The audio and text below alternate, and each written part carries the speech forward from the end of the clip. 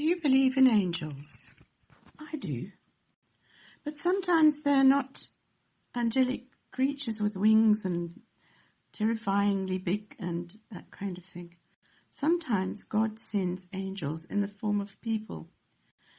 And I want to share with you the time I was at the very low ebb of my life, and I'm not going to go into the details of it, but I was at a stage of transition, of facing issues and having life-changing things going on in my life.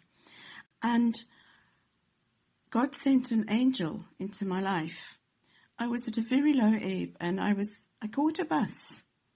This bus was from Sunderland, actually, on a Sunday afternoon, a rainy, miserable November Sunday afternoon, and I got into the bus and I sat next to this elderly man with a hat on, and I said hello to him, and he started chatting to me, and he said, "Oh, what are you doing in this place?" Because I was obviously suntanned. I'd come over from Africa, and I said, "Oh, I'm moving back to England with my children, and I've come to do some recognizance to find out where I'm going to work and where I'm going to live."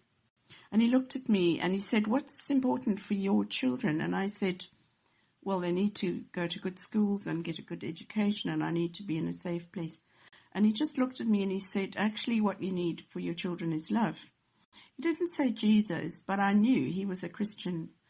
And then he said, "Can I tell you about my life story?" And he gave a synopsis of his life.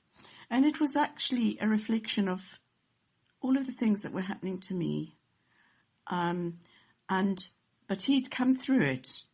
And his journey was just so parallel to what I was going through at the time.